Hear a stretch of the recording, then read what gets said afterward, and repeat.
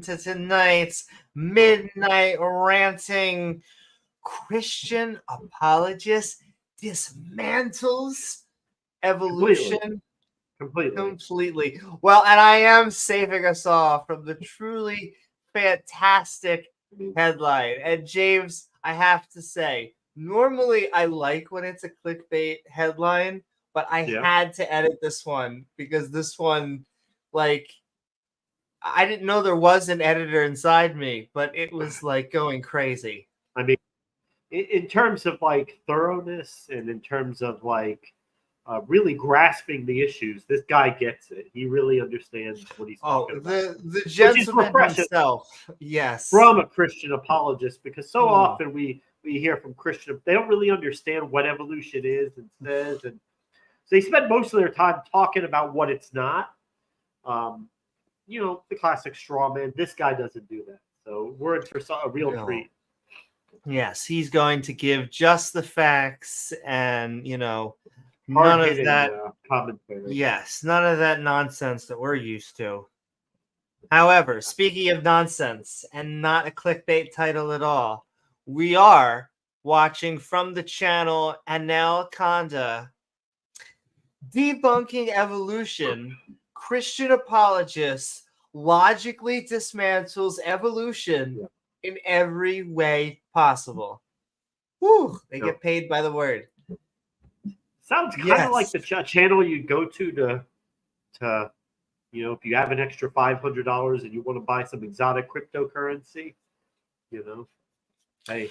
Well, what just surprises me is that whoever this person is, they have so much emulated. I'm almost jealous of their set. It looks like a Stephen Colbert, Jimmy Kimmel set, and yet it's all catering basically to a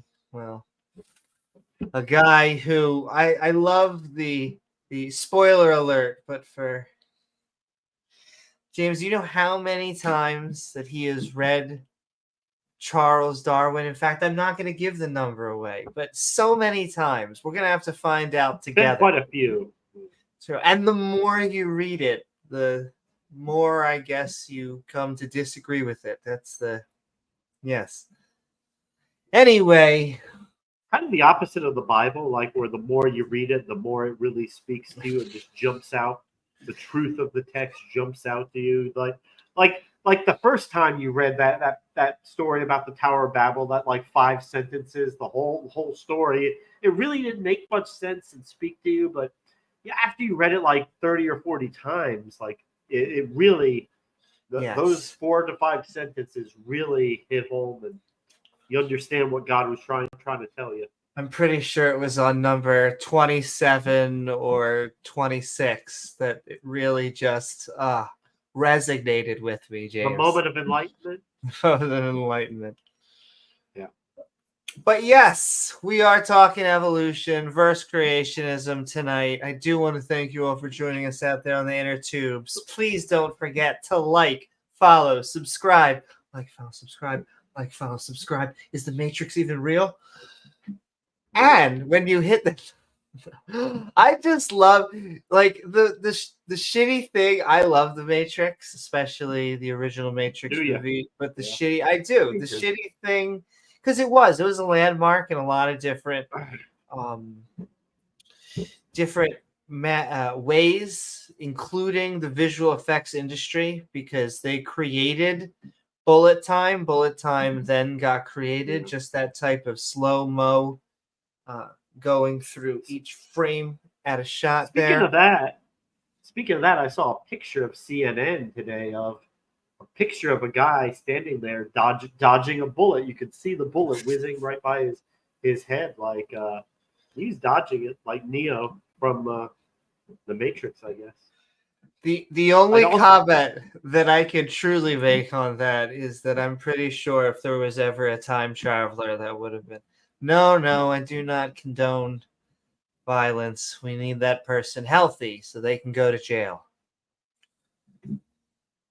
Doot.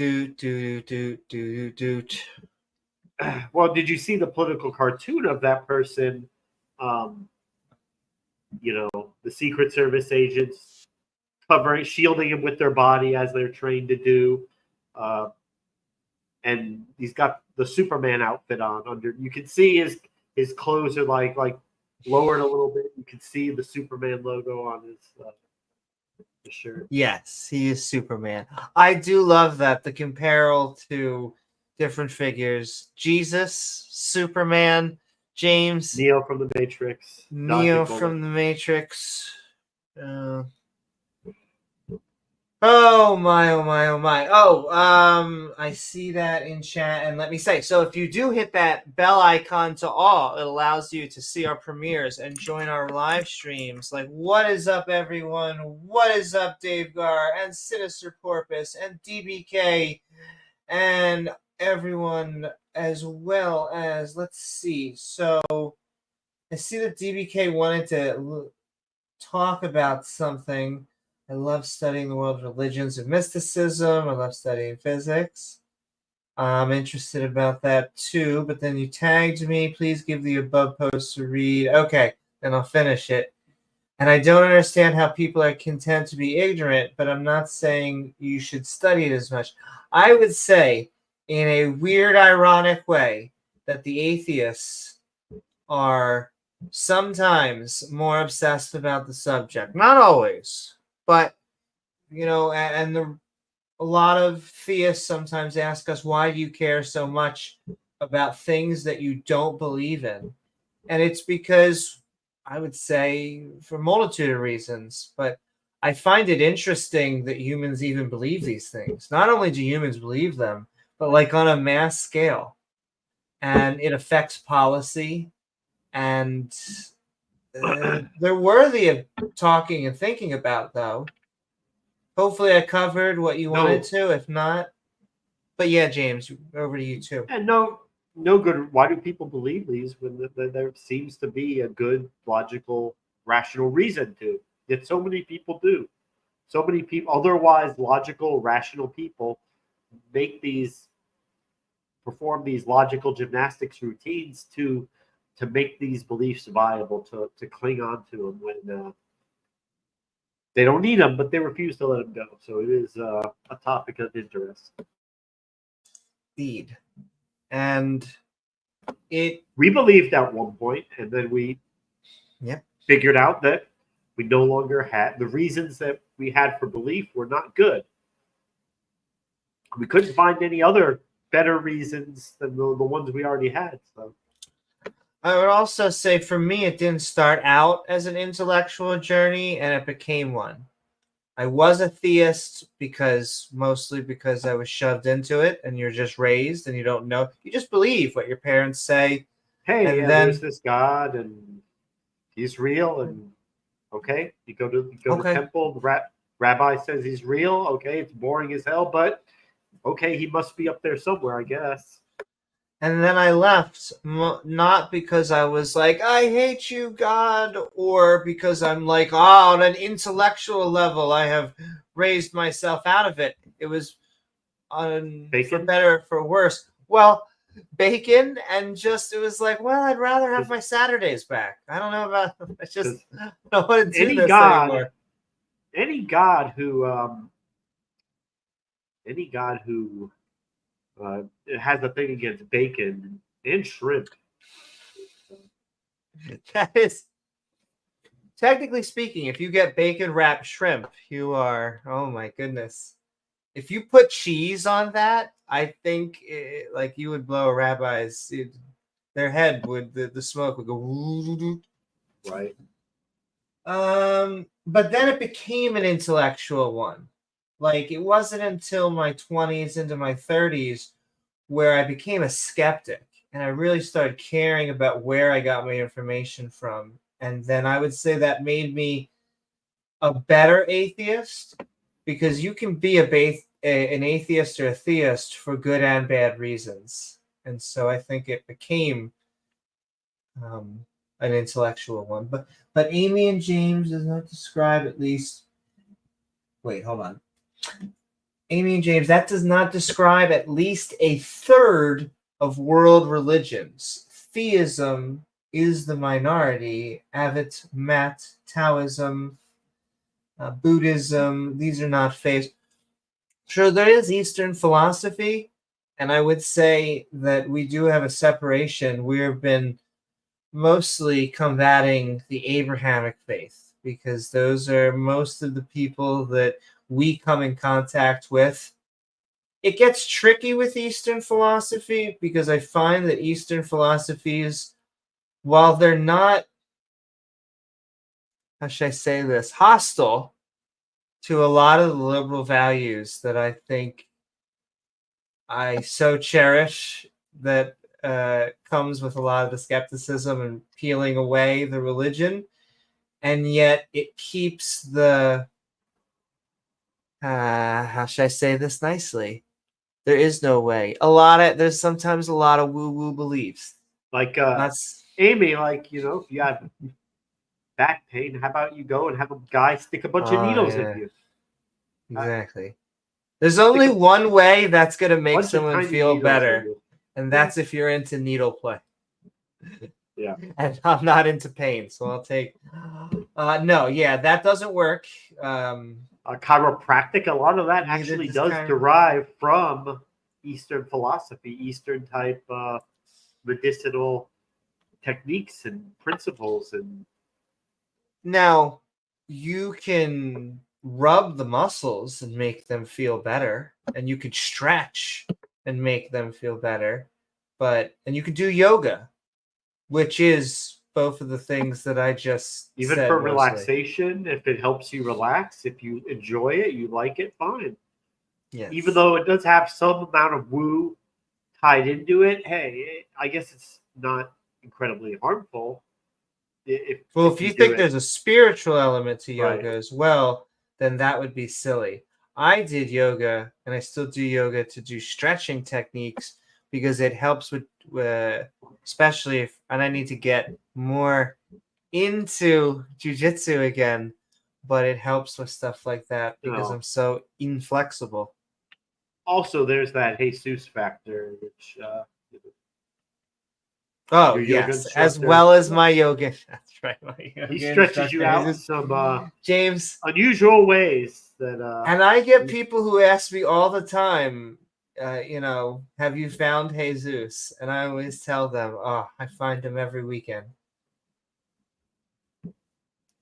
All 9 inches of him, right? That's right.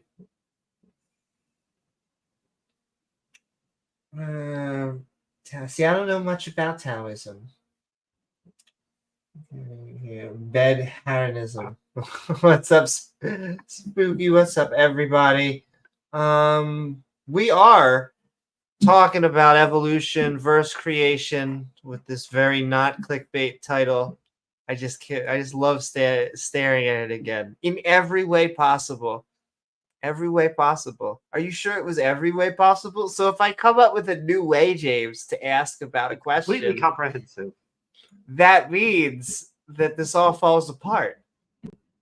Completely comprehensive, baby. Completely comprehensive. In this 8-minute video that we're gonna run, and it'll be like 6 minutes, it's gonna have everything that you need to know to dismantle. It's coming out rapid fire. The backbone of biology. Fire. Boom, boom. Like you're in the batting cage, and those balls are coming faster than you can even see them. Just, I want you to know every one of them out of the park. Well, I just want you to know at that point you're on my turf because I'm good with fast balls. Fast balls, yeah. You have a program for premature ejaculators to build up their stamina. I do. We have a 12-step program.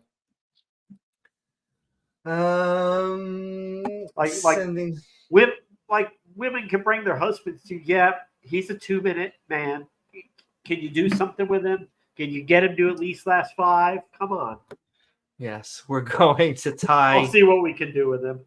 We're going to tie a magazine of someone playing baseball. We're going to scotch tape it right in front of their head while they're having.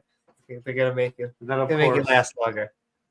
Mr. Batman comes out and say, 2 minutes. Ooh, I can have him done in 40 seconds. What are you doing wrong, girl?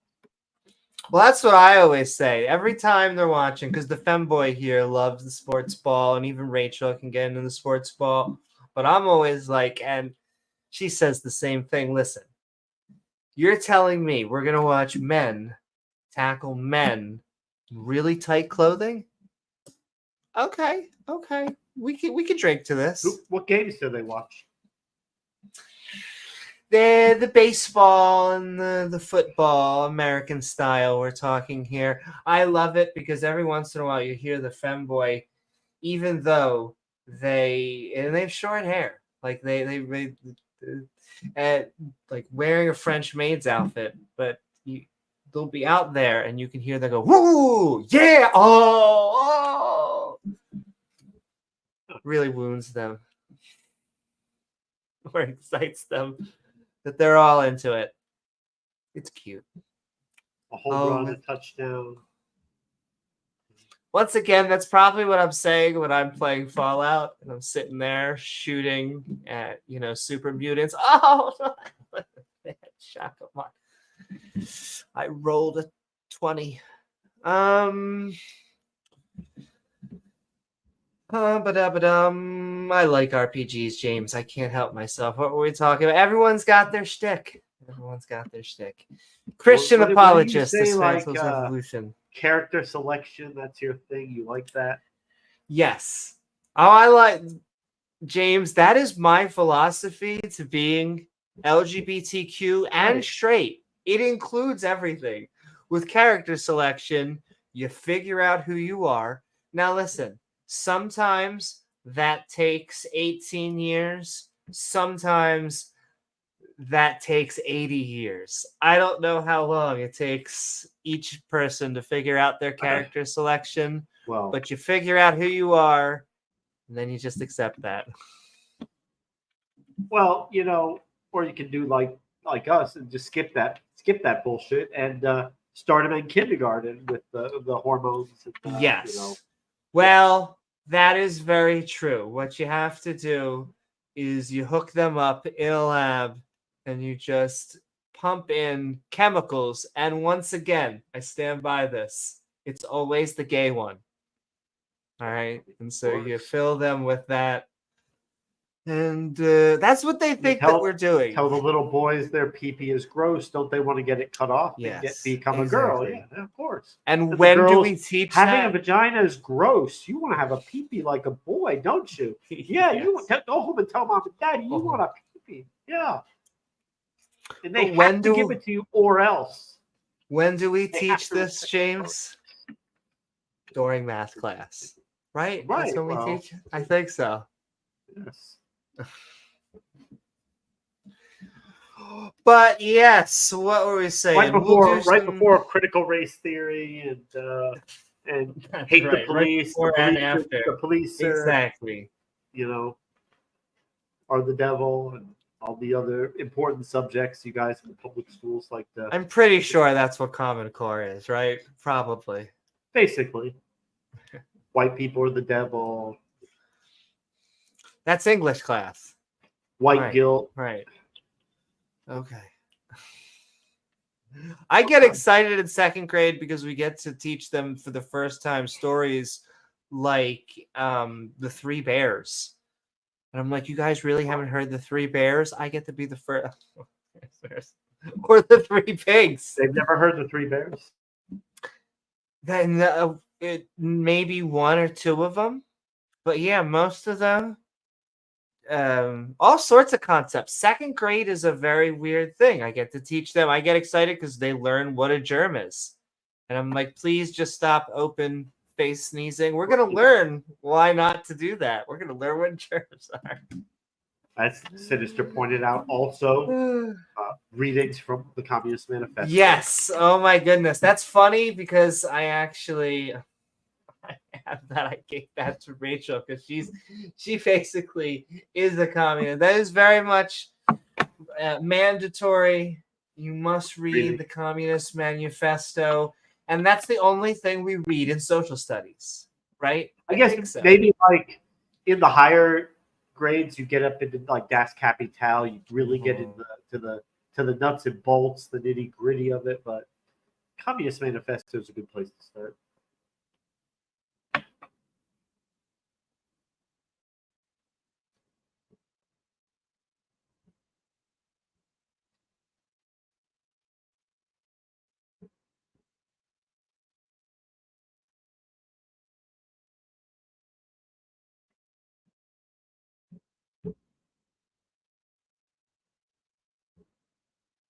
Sorry about that. All right. Buttercup.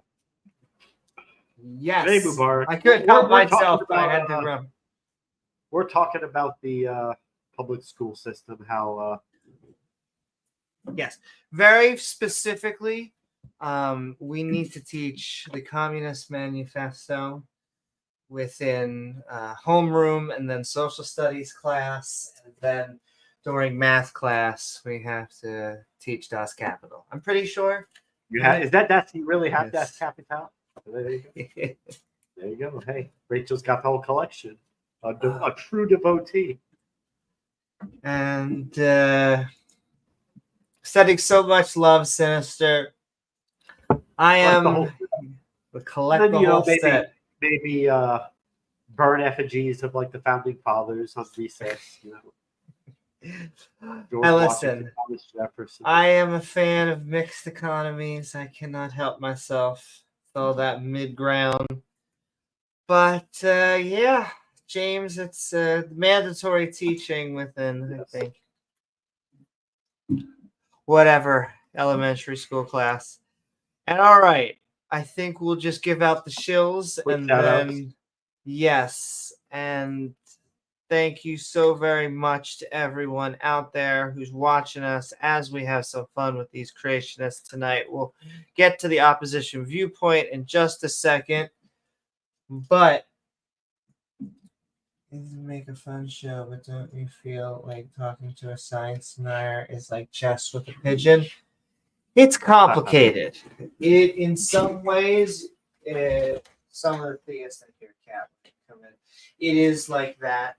I often hope that we either get entertainment at the worst, or at the best, I consider it much like a vaccine, especially if I don't know if the apologist arguments are good, but there are people out there that can massage them enough, use enough Vaseline to smear it over to make it seem like it is good.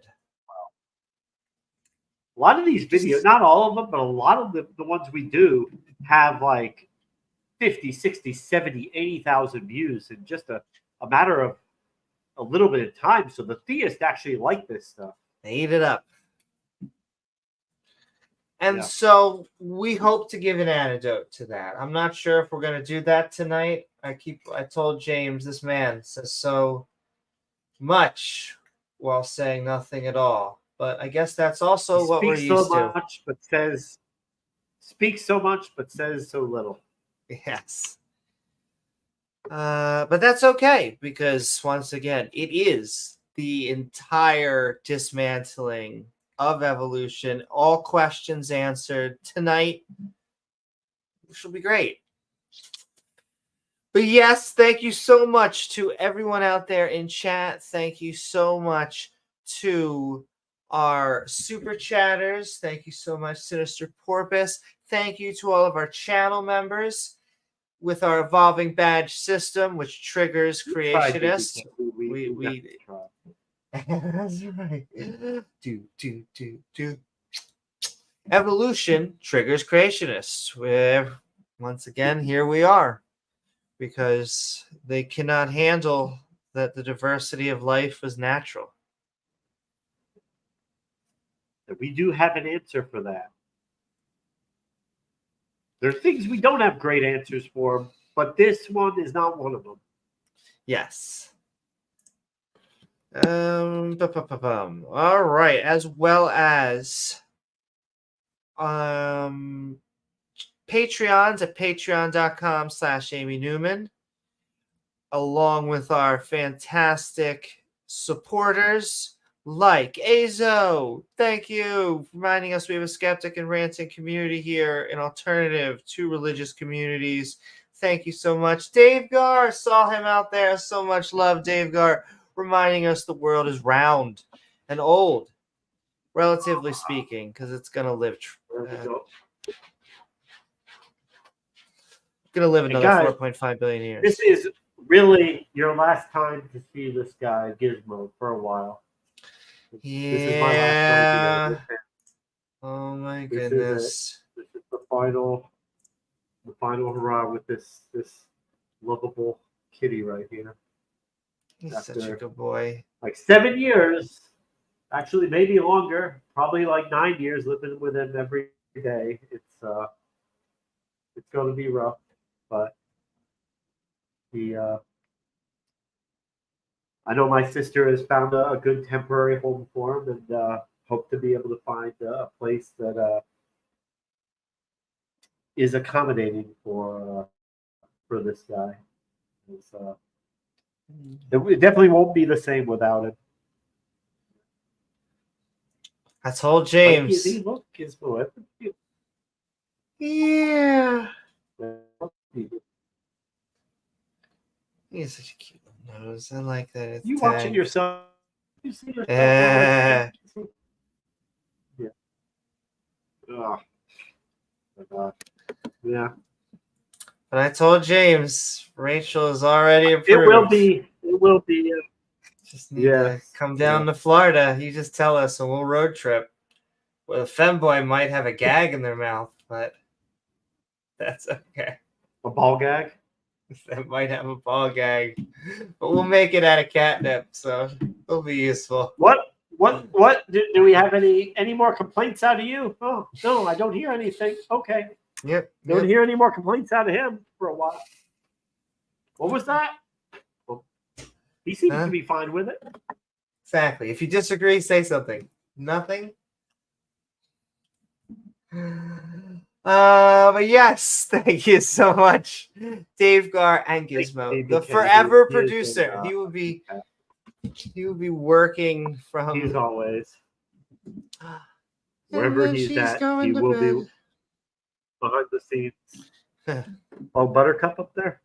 Yeah, she's getting ready for bed. Is that Buttercup? It's getting late. Yeah, it's Buttercup. That's her late night comfort zone. Yeah. Oh, what she's saying is open this. Gosh darn it. Okay, don't What's the tell book? Rachel. Swish, swish, go the hips of the drag queen.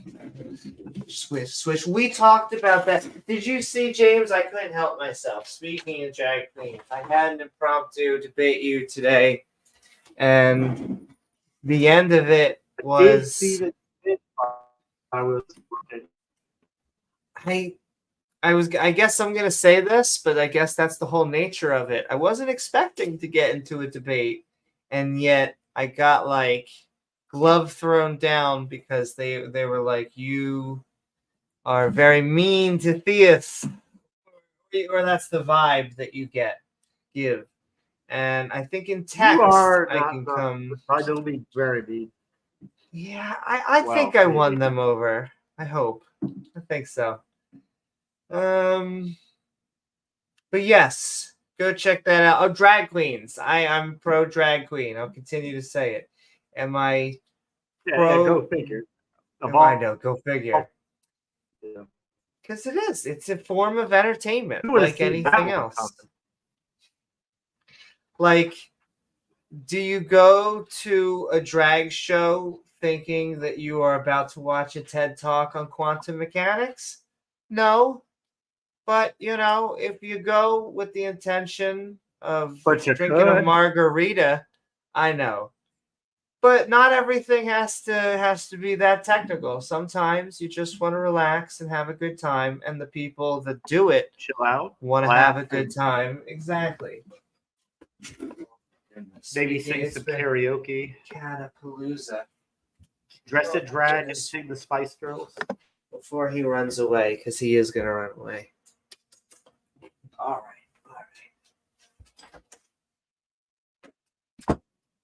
Was that Moonlight? Oh, that was Moonlight. We lost somebody else the other day too. In the midst of all that, Richard Simmons of all. We did. Richard Simmons has died. I almost used a euphemism, and George Carlin was in the back of my head, like, don't you can say pass away. And so, unfortunately, and so sending love to his family, friends and family. Many great 80s videos right there. Supporters. But exactly. Even until like 2010, he was regularly like responding to emails and phone calls and letters, like personally. He really, which a lot of celebrities don't, but that was his personality. And I actually did not realize it was a thing. He was even a thing anymore until it was 2013. I had just had a very, very long surgery, very long, very hard, over 18 hours in surgery. It was, yes. I woke up in the ICU, which I wasn't supposed to wake up there. And that's Jackson Memorial Hospital, Miami. It's not the newest hospital. So the TV was on, and there was no remote control or anything. It was Richard Simmons, an infomercial. And I did not have like a nurse button or call anything. I was like screaming for the nurse, like, help, help, help. Of course, it's the ICU, so they're dealing with people with gunshots and stabbings and helicopters. So your problem might have not been kind of busy. But what's that? What's the guy that you hate? Who the band Bruno Mars. It's like you're tied to a Bruno Mars concert. Queen. Listen, who we going through? Few more. Just sending love to davegar, to Chris Disciple. Thank you so much, Chris, reminding us there are skeptical theists out there, Christians, Muslims, Hindus. We're getting more Eastern philosophy. So come one, come all, as well as all the pagans that we have routinely gotten. I don't know why pagans are always interesting to me because they can go either way. It tends to be more of a political thing who they tend to team up with, because I've met pagans that are very right-wing, but I've met, a good portion of pagans on this channel who are just very friendly. Once again, right, I shouldn't phrase it like that. Right-wing doesn't mean that you're not friendly, but I mean the far-right religious extremists. Ding! I have to add my asterisks to everything. Intuitively positive and optimistic, yeah, that's kind of just a fixture. Like, I think he's talking about Richard Simmons, but oh goddess, wow, that was a very self-absorbed moment for me. I'm so sorry, of course, but I do have to say you are very positive and optimistic also, so I am. Nonetheless, someone has even if you don't, I'm not going to say it, and we should give respect to them. We should be giving respect. Even if you don't sweat to the oldies on the weekends, you still are positive and optimistic. Well, we just need more positivity. We are always able to put a happy face on. Thank you. But you're right. I'm sad that we now are down one more positive person to be pessimistic, because we do need more optimism in society right now. I think that in a weird way, I think that society is going in the right direction. As we will always have growing pains, because that's just how human society works. However, I think there's a lot of cynicism and a lot of negativity within a lot of the political discourse. And that just maybe that's just always the way it's been, James. I don't know. Maybe. I don't know if there's ever been a time where it was like everyone... Yes. Was there, because I just like, and now everyone's really getting along. Both sides just really seem to be understanding each other right now. But, you know, there was more of like a spirit of like compromise and occasionally working together. Was it like that in the 90s? I hear that a little bit more. I was still being raised in it, but I think in the 90s is when it really started to ramp up. Like you had the rise of the talk radio on the right, pushing for more purity and no compromise, no holds barred. And I think Reagan is also he paved the way for us to get people like Trump, because Reagan was a celebrity. Yes, he did get a governorship, I believe, is what he eventually had. But he made a deal with the religious. California, yeah. Yes, but he made a deal with the religious, who I don't think he was very religious himself, but this selling your metaphorical soul to the religious as a rich celebrity who really doesn't give it about that stuff, I guess, is what I'm talking about specifically. Well, I mean, by today's standards, Reagan was not a far-right extremist. No. He was a bit further to the right of the previous Republican president, Gerald Ford. Reagan was a good step to the right of him, but I don't mean his policies. Right wing in his own time. Yeah, but I mean a switch to like, holy shit, let's vote for the guy I saw on TV.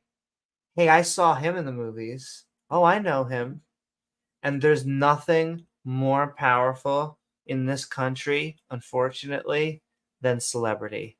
And our politicians are like pseudo celebrities. And I just, it's this weird, once again, not to use their own language, but deal with the devil. They have made, not to keep on going on Trump, but I'm pretty sure he's an atheist, and he'll give everything that the Christians want.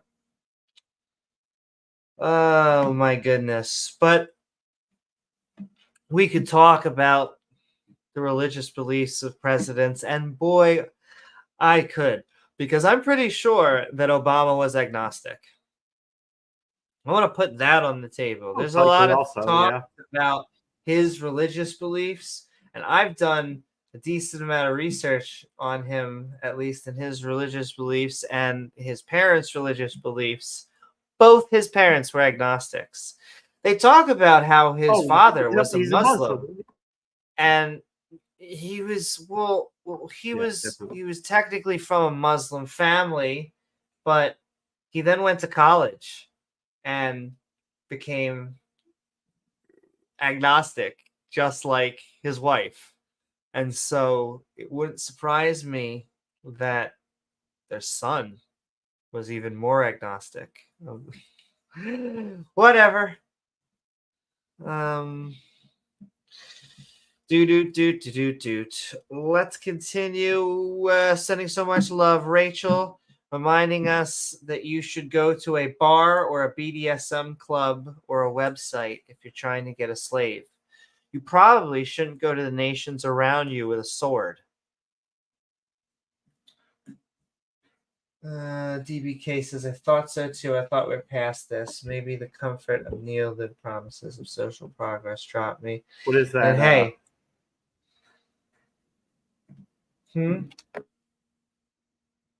What's that? Rentafemboy.com?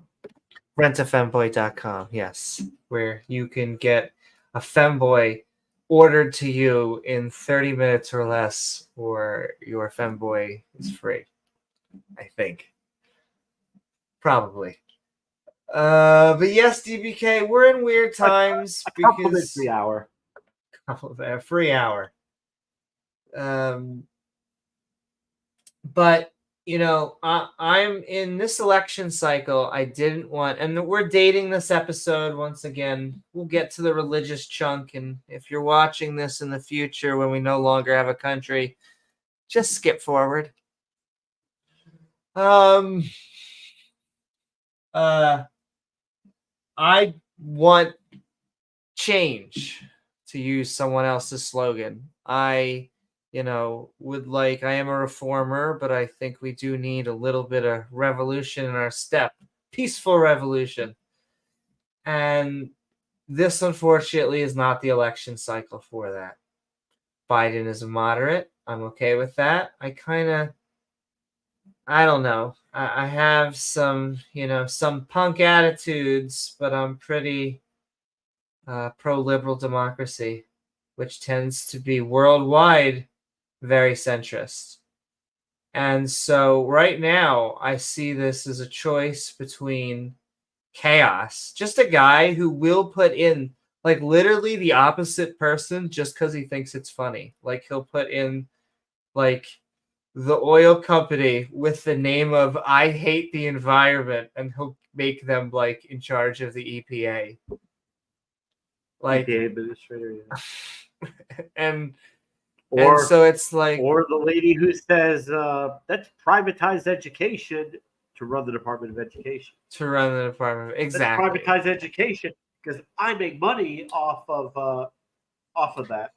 And he does it for two reasons: because he thinks it's funny, and because he knows that they love it, that they eat that up, it's like red meat because for the people who are just so far to the right that they are gone.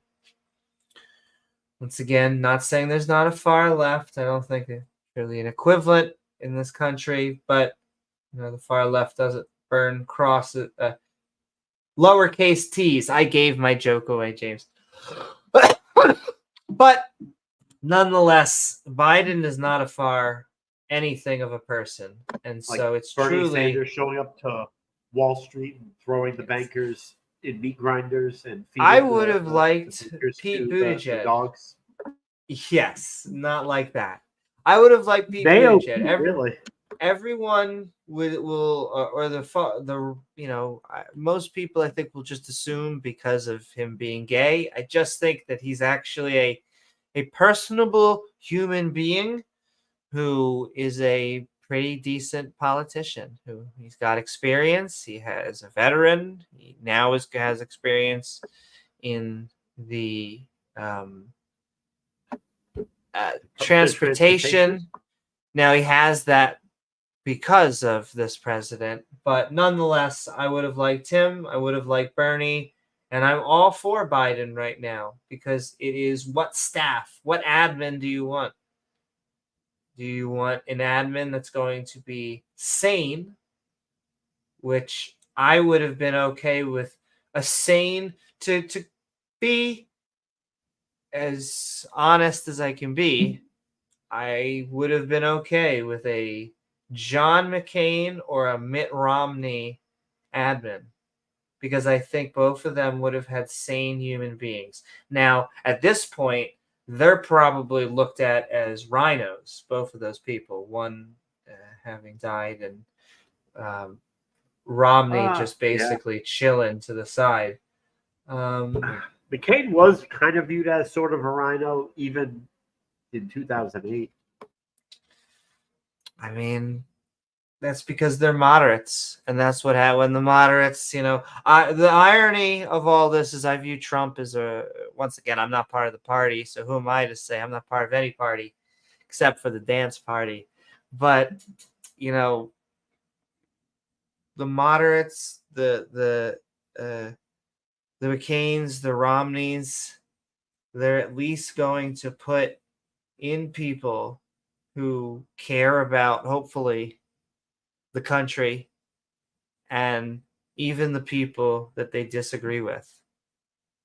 And that's a hard thing to come about, I found, in this political discourse. But yet, I look back at history, just the amount of times that I've heard the statement like, James, this is just the worst time in political discourse and things like that. I'm like, oh, Oh. So it really is just whatever. Oh, answers anything. What is up? We should all be checking out Answers and Atheism. Oh, is he I should up? get Wow. and I've been. It's in the summer. The past few weeks, I should have been on for some of his streams because I've been actually having daytimes back again. Yeah, so we're almost there. The housekeeping is going to be opening than the oppositioning, but we can't help ourselves, James. It happens. To last but not least, sending love to Regos, reminding us that the Bible, it's just a book. We have a Bible study here. It's fantastic to peek into and see what book. How, yeah, the good book. You have the book in your pocket. The book. They call it the good book because if they said it was the bad book, it would be bad marketing. Come and read the bad book with us. It's terrible. It is just a terrible time. We're doing a bit of Donnie Bundit.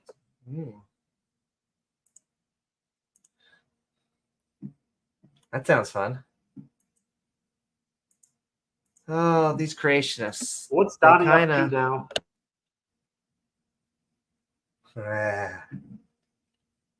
And last but not least, Ian Davenport. Thank you so much, Ian. Sending so much love and reminding us that apologetic arguments suck.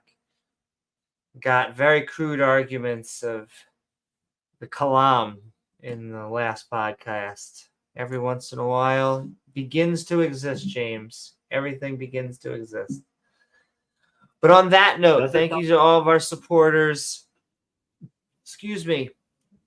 In the future, within the coming weeks, I may be tuning this because I may end up doing a fast version of shout-outs in the beginning and maybe a longer version of shout-outs at the end because I want us to get quicker to the content. And I feel bad sometimes how much time we take, even though it's very therapeutic as well. But maybe we can find a juicy medium. A better, yeah. Yeah. But yes, only because I want to give better content for you all out there, the audience. But, James, I am going to hand it over to you, and then we'll get to the opposition viewpoint. But tonight we are midnight ranting on Christian Apologist Dismantles Evolution. In fact, I can't help it. I just want to read. I don't normally do this, but I don't like except for at the end of the episode. But I love this title. But James, do you know what we're talking about right now? Debunking Evolution. Debunking Evolution. Christian Apologist logically dismantles evolution in every way possible. Whew. In 8 minutes. Whew. 8 minutes. That's a lot. He's got to talk fast. It's like a workout program. Gotta do it right before you go to work. Apologetics workout. Yeah. Exactly. But what do you think, James? You think he's going to dismantle evolution? Well, yeah, that remains to be seen. I don't think so. Well, in fact, I watched most of the video, so I know so. But it's fun anyway. The attempt. It's therapeutic for us just to see what these guys, what the religious people actually think. What passes for rational thought on their end. And what are they actually doing? What are they actually talking about on their channels? What do they really think about us, about science, about evolution? This theory that has been proven, established so well for so long, beyond any rational conclusion, but they can't get over it. They just cannot. They cannot admit that they're wrong on it. And You see the lengths that they'll go to? Well, they go to pretty extreme lengths, don't they? They really do start grasping for straws. Kind of like the flat earthers do, which is why we say that,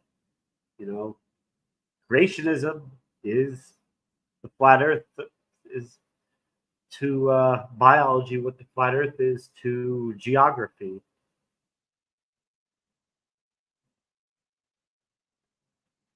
Grant conspiracy to appease Satan, yeah, because it'll destroy people's faiths, even though there are plenty of people who do have faith, unfortunately, but they still do, and they're entitled their opinion on that, even though they're fine with evolution. I gave up on creationism long before I gave up on religion altogether.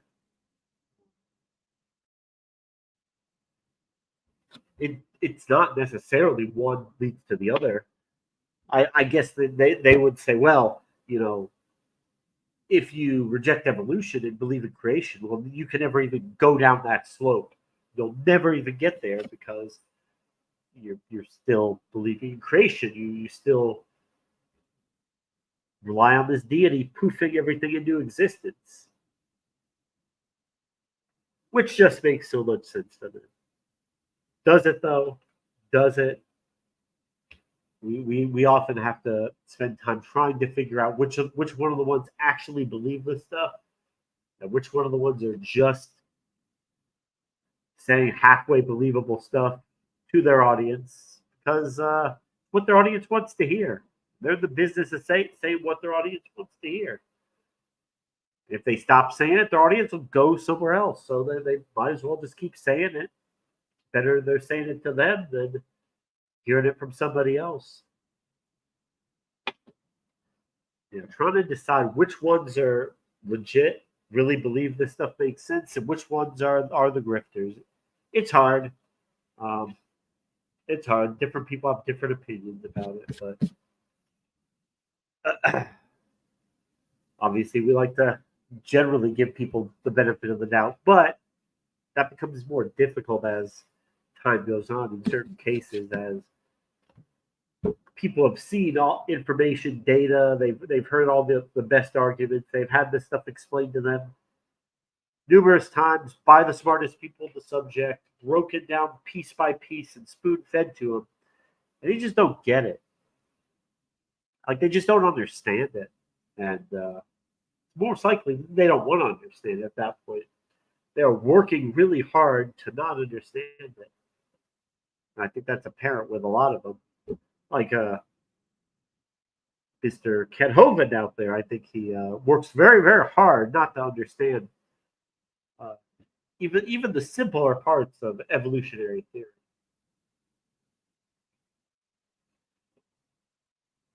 As they all know that we have tangled with him many. Seems like he's gotta understand it. At some level, so does the guy SpeedOfSound's talking about Donnie. He's sat through all these debates. He's he's had all this broken down to him, and he still doesn't get it, right? So you have to wonder at some level. They're trying really hard to not understand the obvious.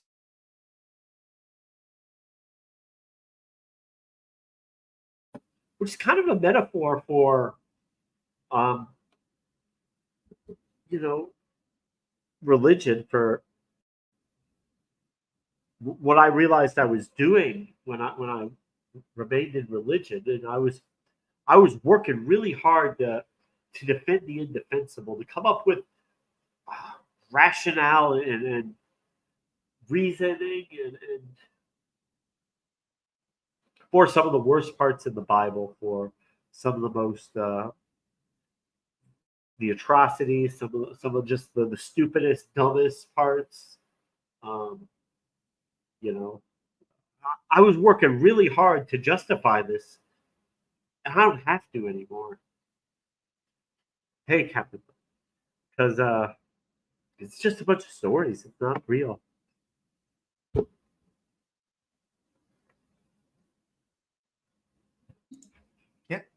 basically. Just there she is. Fables, stories, and slightly collected historical data that has been modified. As yes, Egypt is a real place. Back in 1920s, evolutionists they had this in the textbook for 3 years. Then they took it out. But I just wanted to take the lies out of the textbooks. Exactly. Got to give the real story. Got to teach the Lord. Speaking of the Lord's work, we're going to get into it. We are talking Christian Apologist dismantles evolution. A defeater, yeah. Like they really do think that if you just come up with one thing that completely defeats it, like what is that? Like Ken Hovind will say, "Oh, if you're looking at a coin chest, how do you date the whole chest? So they identify the youngest coin, not the oldest coin. So we don't have to address all the others. If you can just find one truth that the Earth is young, we don't have to address all the others." What that really means is, okay, we have lots of different things indicating an old Earth. Okay, I don't hate Penelope. We just have one or two things that he thinks indicate a younger. Is it more reasonable that he's just misinterpreting those two things and all the other things that we know indicate an old Earth are right? It's probably that his data is bullshit or his interpretation of it is wrong. Then throw everything else we know about reality in the trash. And all right, we are going to get into it and tell us if the volume, if the pacing sounds pretty good, and let's have some fun. As a Christian apologist, I will continue to fantastically say, logically dismantles evolution in every way possible. No, Dr. Pundit, we've had on the show scientists before. We've had individuals that have promoted the literal account of the Book of Genesis, and we've had people when we've aired these shows. Once again, fantastic background and the setting, clean, professional. This guy looks like he could be a host on The Daily Show. His beard factor is fantastic right now. So this looks like a reputable news station. It's probably some sort of podcast. But once again, looks like a good platform. Shows who posted, like, say, on social media, that evolution is a fact, undeniable fact. What would you say to someone like that? Well, I've met some of them when I was at the University of Arkansas. There were 5 atheistic biology professors who came and occupied. 5 atheistic biology professors. That's how they went. They came into the university and they went, "Hi, I'm an atheist." The first row. When you were doing a presentation? When I was doing my presentations, and they told me. I know about biology. Would you like to learn about biology from an atheist? I said, all right, that's your theory. Will you allow another? Also, I love that. I don't want to skip that. So, because the phrasing here is fantastic. Is a fact. So I said, all right, that's your theory. Evolution is a fact. And well, I go, well, that's your theory. So already he is doing this word play where, oh, well, that's just a theory. Yes, exactly. And well, are you going to allow another theory? Will you allow another theory at all? Or are you going to stick right there? They said, we don't mind looking at another theory. No. They're like, no, actually, no. Fantastic. Come here. Bring it on.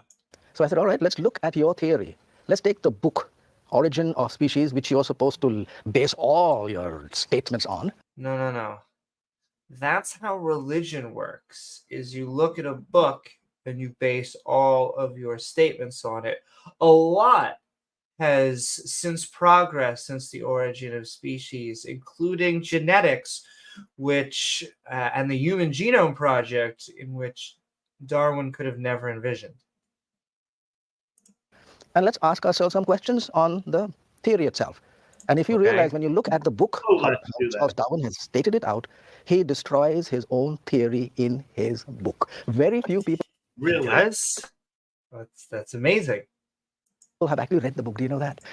Very few people have actually read the book. James, do you know what that sounds like, though, when he makes claims like that? Yeah. It sounds like he's talking about people who read the Bible. They don't actually, really read it. It's really for the priests and pastors, James. How much of it have you read? Yeah, how much have you read? Christian and the believing world, and those who are in the evolutionary world, 99.5% of them have never. Very scientific number. Really? That is one of the reasons I really felt I need to read that book. And by the way, you can't just read the book once and you understand it all. I had to read. No. How many times do you have to read it? 5 times. Oh, exactly. James, you need to read The Origin of Species 5 times for you to actually understand what Darwin. There's so much subtext, I guess. Cover to cover. Then I realized, now I got what Darwin is saying. And then when you look at that, then I started underlining here and a point over there. Now I truly disagree with it, said the creationist. And when I went back and forth, I realized he has broken down his own theory in his book. And it took him, James, remember, 5 times reading it for him to finally realize it. Any other questions? Right over there. And I like that because, first of all, we're at the Q&A, okay? And I get it. This is an edited portion of whatever they were talking about. But it is just funny that he really didn't talk about,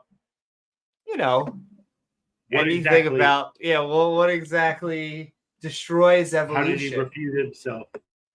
And it's good that this lady is here to actually ask a question about, anything that he said. But, you got to fish that out of him, James. How did Darwin contradict himself? Here's one of the ways he contradicted himself. One, he started his book with the first chapter, which is Variations under Domestication. That means in the breeding Yes, you're saying he started with talking about artificial selection because breeding is what they were familiar with. Experiments, all right? Then he took all those principles. By the way, there was nothing in nature. That's why he went there. He went to the breeding. Wait, there's nothing in nature? That's the entire point that we're trying to explain, is the diversity of life. So you have to look at nature.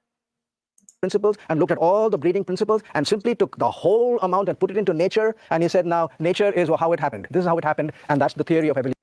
That's it. That's the whole, James, that's the whole theory. Really? It's a short book, right? Like 5 pages? Exactly. They read it at the start of biology. They open it up. You can read it 5 times in an hour. How we came to evolution.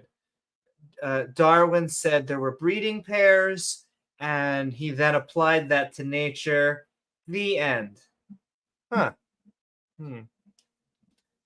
And no, artificial selection in 1 hour. In 1 hour. I always love those type of claims. Like, you don't need to claim you read it 5 times. Like, that's why it feels bullshit to me. And maybe he did, James. Maybe, he's talking about how he was presenting a thesis to a committee of, well, he tried to make it seem like they were unfriendly, but they actually seem very open-minded. So maybe he does have a degree in something. But I don't think he has any idea what evolution is. I really don't. Once again, at least with a degree in basket weaving, you get a basket at the end. Whatever, we can go forward. Evolution. But here's the catch. In the question of breeding, he will tell you over and over again in his own book that the fundamental basic ingredient, if you want to call it that ingredient, in breeding is the breeder. You take him off, you have no breeding. No. So in artificial selection, we contrast it with natural selection because there is a creator in artificial selection. That is the entire point, is we are mixing breeds at our own will. Some of them may be better or not, and hoping that within the fast successive generations that we have within artificial selection, that we can make something pretty good. But within nature, it doesn't work that way. It works much slower, And there are numerous factors that are making selective pressures that are not conscious, like the environment or sex. So your whole breeding experiment crashes. When he took the whole principle to nature, he could not find a breeder, so he simply left it out. If you put a breeder there, you don't have your theory, because a leave breeder it out. The entire point was to explain how a natural mechanism came about. Is the agent called God. So he has destroyed it in that sense. In another sense, he destroyed it here again. He says in evolution, there's natural selection, not artificial selection. So he's telling you how nature became the breeder. Nature made the selections as to who would be breeding based on survivability. They didn't put two animals together and tell them to have at it, but it eliminated the others from being able to. Natural selection, that's the word people use, natural selection. The word selection. That's the word. If I gave you a basket of 10 apples and I said select, how many will you have? You'll have less. Think. Hold on just a second. Oh, God. Oh, God, it hurts. Yeah, that's true. If you tell someone to select apples, you're going to have less apples. But if you were dealing with organisms, we also have a talking snake, but you're dealing with organisms that multiply. And thus, it's true that in that isolated event, you are taking away. But with successive generations, you are multiplying, you are adding. And the selection is in the pressure that is going to be applied. So you could have something like a coat of fur that matches the environment, like a polar bear being able to survive within the winter environment. Yes. The peppered moths. They had two different colors of moths. They started with two, they got two. That's true. Well, because it's always you're always going to be whatever you're hierarched under. So we're always going to be primates. We're always going to be mammals. We're always going to be multicellular. And as far as we can tell, we're always going to be alive. Well, not us personally, but as far as. Well, then how do you get whales and snakes? They look very different. You're telling me they all came from a common ancestor, whales and snakes. Yep. Yeah, but whales every share step common along the way ancestors with hippos and other uneven. I'm trying to remember if it's odd or even-tailed oglets.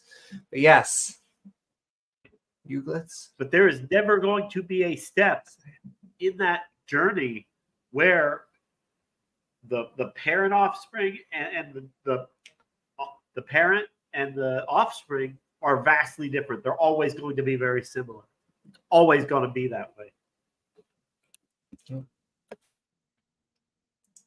Selection must result in actually less than what there is. The word natural selection must actually... If you're selecting something and then removing something, come to less. The maximum it can have is equal, which again, that's not really selection, that's grabbing. So now look at the amount of genetic material that you have in the smallest organisms. In the viruses, for example. I'll tell you how much they are. The genetic material is 500,000 units.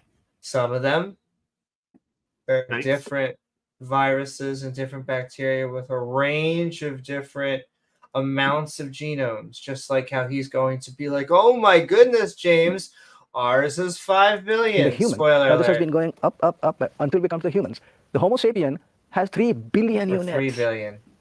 How can selecting... James, how can one have 500,000 and one have 3 billion? That's just too crazy. These are two different numbers. They are. Like 6,000 and 4.5 billion are different numbers. We also are in comparison, a giant multicellular organism compared to when you're talking about a virus, something that can not function by itself and that has to invade another organism so that it can survive. So is it a surprise that it only has 500,000 in comparison to 3 billion? No. From 500,000 reach you to 3 billion, you can't. In fact, the word selection itself is an absolute block to evolution. If you select, you can't have more than what there is. Unless you That's not what they mean by select. Add. Now, what they mean by select is they mean a pressure, an environmental change, or something driven like sexual selection or other pressures. So you could have a scenario where the selective pressures are taken off, where there is a decrease in predators, where there is an abundance of food, that you can have more of these mutations that might be selected out otherwise that can come back into the population if selective pressures are down, where you have a time where it is easier to survive. What also just baffles me is that we have successful intermediate steps at every level, and they still don't put 2 and 2 together. Like, we can look at a frog that starts its infant life as tadpoles, as basically little fish swimming around, eventually losing the majority of its aquatic features to become the mostly land-faring not a frog. chance. Not a chance. Not a chance. You have a broken display. It confuses me in their confusion. But hey, that's the atheist always talking about fucking butterflies. And that's right, we're half banana. Listen, it's crazy. That means that God exists, I think. It's the atheist defeater. Amy thinks she's related to a banana, but a banana disproves evolution. By the evolutionary scientists who met in Chicago. The fundamental question was, can the small changes actually accumulate so that we have a big change? The small changes is called microevolution. Yeah. And the big change is called macroevolution. Can the small changes add? And they realized there's no mechanism of adding at all. Wow. You know what, James? I wish there was something that came along, like some sort of, I don't know, storage medium? Fumations, lulations. Like a storage medium where these mutations could be stored. I know. And passed down. Like where could they be added to? But James, mutations, they only take away. They can't add. Why? Because you said so? Yes. They're 100% deleterious. They always are. There's no positive beneficial. They're always bad. I said so. James, go step in a microwave and evolve. Come on.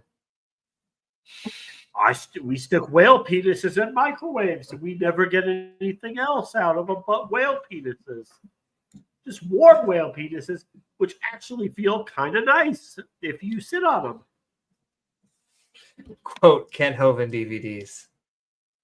Like Victoria says, if you only eat bananas for 7 years, you are 100% banana. Oh my goodness. I wonder what this guy's thinking. I don't know who this guy is. You know, he's also a Sharpie dresser or why he's here, but he's sandwiched in between just so much wisdom here, James.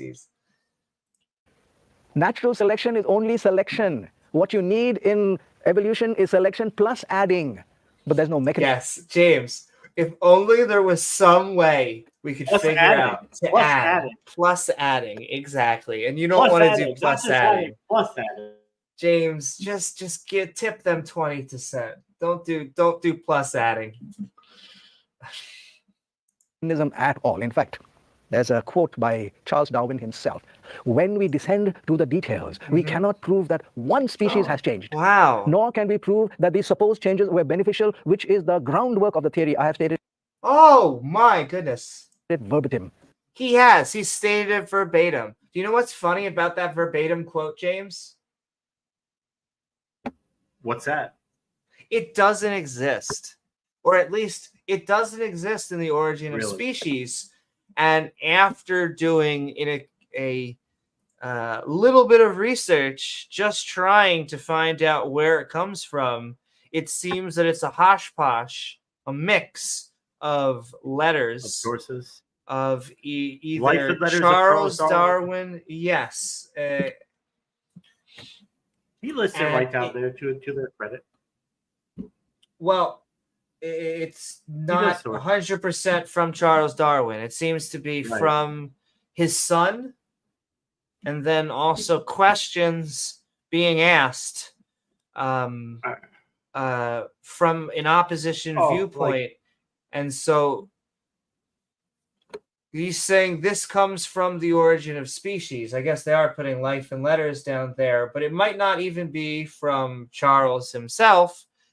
And if you're actually trying to find it academically sourced, you cannot find it. I only find multiple articles on it being a pseudo-Darwin quotation, a thing from Talk Origins about them doing talks about it being misquoted, and then it gets into quotings from Bible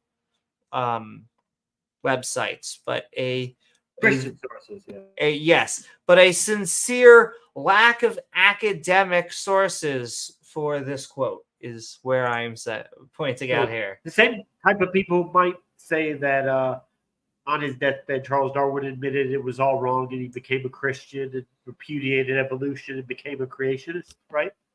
Yes. And this, at least half of this quote is these are two different people talking in here. It was all a lie. This one Satan quote. told him to write it, and he's now in heaven with Jesus. In Jesus, praise him. Yeah. If these are the words of Charles Darwin, he has destroyed his own theory flat. There's nothing left. This could be another. By the way, James, I want you to know we only have a few minutes left in the opposition viewpoint. I hope you don't have any questions, because if you do, then that's not possible, because we're about to have covered all of them. Another episode. Say someone looks at this world and sees the brokenness of this world, the imperfection of this world, the violence of this world. I love this. Here we're pivoting a little to what I think is a good emotional question, because it doesn't bother atheists at all. Excuse me for 1 second. No, it doesn't. There's good in the world and there's bad in the world. Yes. So these sort of what is the correct argument that I'm thinking of? Not argument from evil, but basically, why does evil even... The problem of evil. Thank you so much. The problem of evil, I find, is not weighed on very heavily within the skeptic community. Where I find it weighs very deeply is when theistic communities, especially the theists who are kind of teetering on the edge of, whether they want to stay in the religion or not. But let's get to it. This is our final point, and I don't know what it has to really do with evolution, but I'm sure he'll find some way to tie it back. And then to try to reconcile that with this idea that God is good, God is perfect, God is holy, you can see why there's a lot of tension that exists between he's so holy, very imperfect, very oftentimes holy. appeal this with this idea that there is an intelligent designer, not just an intelligent designer, but a good God. Actually, there are two questions there. And I like the card trick that's about to occur here. One is whether there's a God, the other is whether he's a good God. So this question of suffering is not whether there is a God. What kind of a God is he? That's the question. So what they do is they mix it up and say, because I can't answer that, and you know why? Because this question often comes from struggling theists. Therefore, I can agree that there's no God. But no, that's a faulty reasoning. The reasoning should be, okay, there's a bad God. Tell us why it's faulty. there's a bad God. Listen, he drowns babies. What you gonna do? Who doesn't drown a planet full of babies? We're agreeing that there's a God.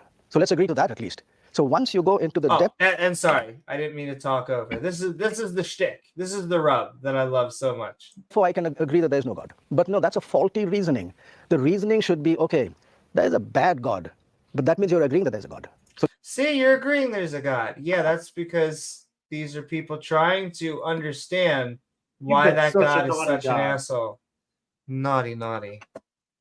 Let's agree to that at least. So once you go into the depth of this question, you realize that actually the argument really breaks down. For one thing, you are making the argument only when you're looking at the pain and suffering. Right? How about the good? If your pain and suffering... James, listen. He drowns babies. He nuked Sodom and Gomorrah. But think of all the charity work he does. I mean, think about ice cream. Strawberry ice cream. He made that possible. Who doesn't love ice cream? Come on.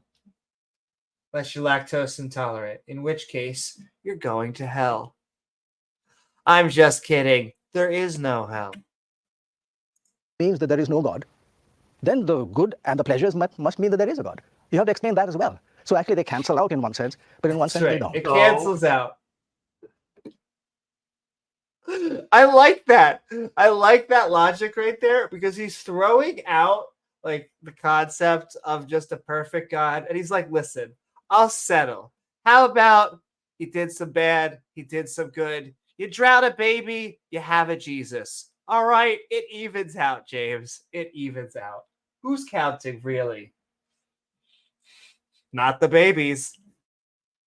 Not him. When you look at any jurisdiction and you find evidence for the presence of something, as well as I love evidence this. This is also his weird final point, which he there we go. We're going to tie it back, which this is such silly reasoning.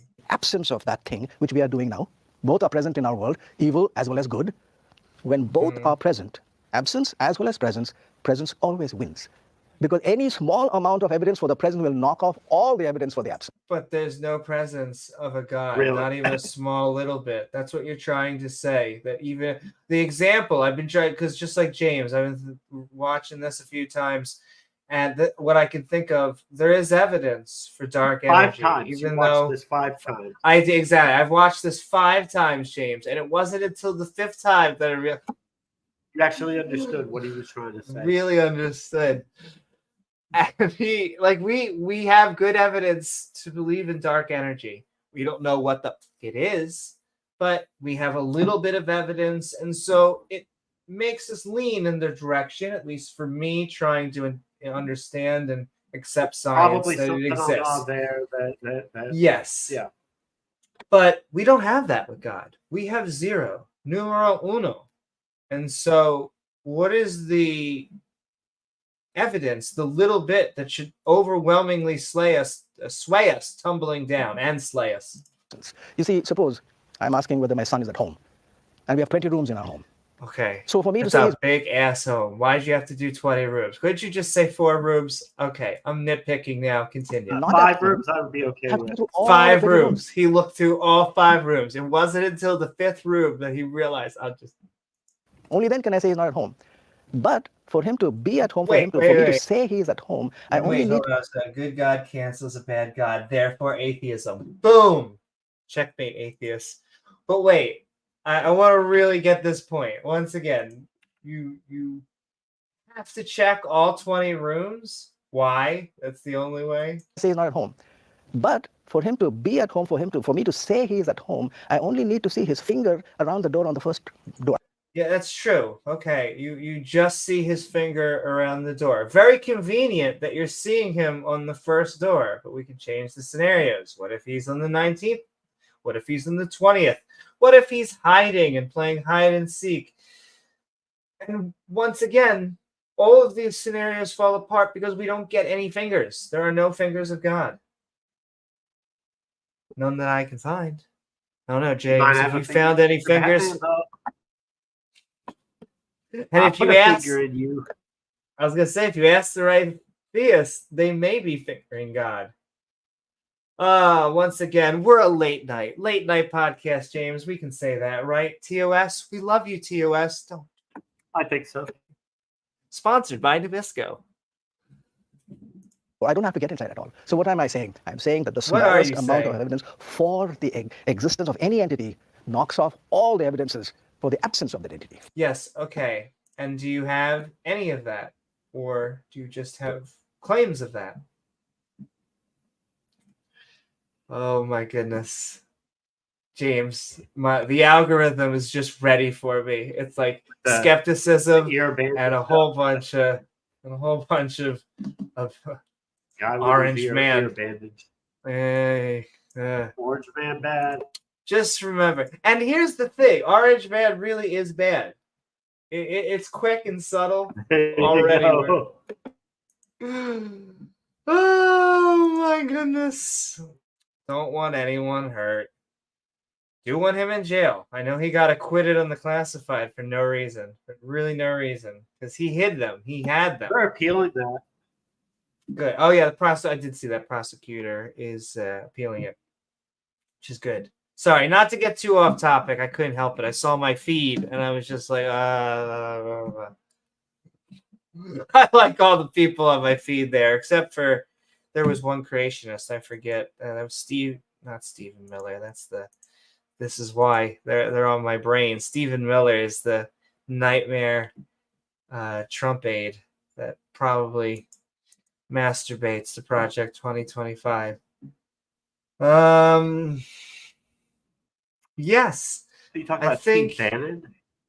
No, Stephen Miller. He's a conservative Jew who has a balding head. He looks, I hate to say, like a Johnson.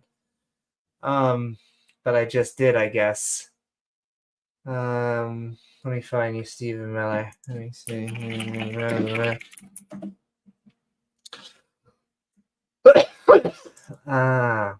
I'm sorry, everyone's ears. I normally mute when I cough or do any of that shit. This is Stephen Miller. Isn't he just so a face that a mama just loves? Absolutely. And he's just it's painstaking to me because he is like a Ben Shapiro, but dare I say it, worse.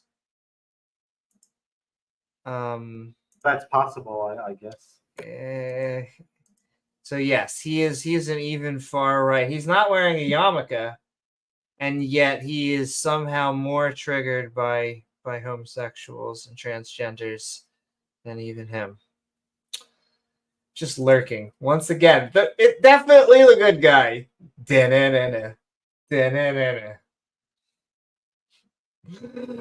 Oh, politics. I hate it. I want to go back to not caring, James. But maybe that was just, maybe I shouldn't be ignorant. Maybe it's good I got the bejesus scared into me about actually giving a shit about politics.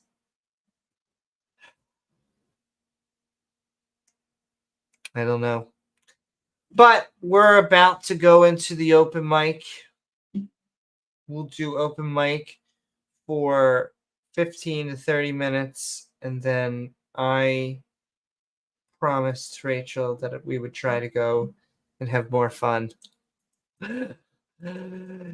Oh, she's about to get stuck doing more homework, and I was tired. I am getting a little bit of energy, but I get the feeling that's going to crash eventually.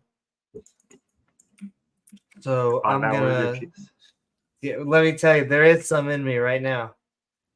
Come join the panel at Bloom to Bloom to Bloom. We're sending it out there.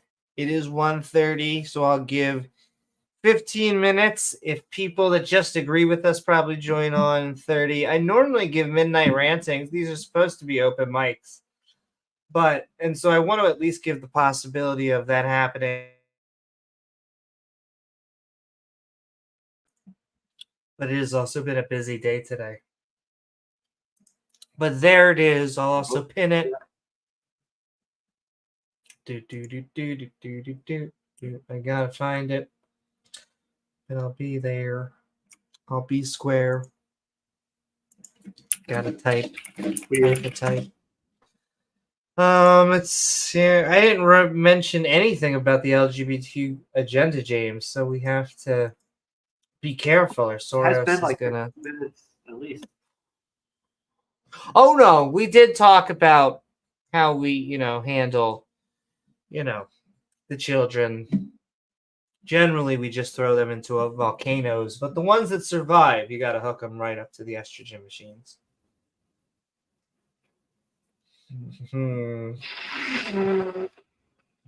That kind of hot dog. I do, unfortunately. I like hot dogs. I eat. So here's the terrible thing. So I was raised on Hebrew National hot dogs. 10-year-old? Yes, basically. Oh, you should see my eating habits. But I was raised on them just being called hot dogs. But I've learned that, they're not. They're beef hot dogs or whatever.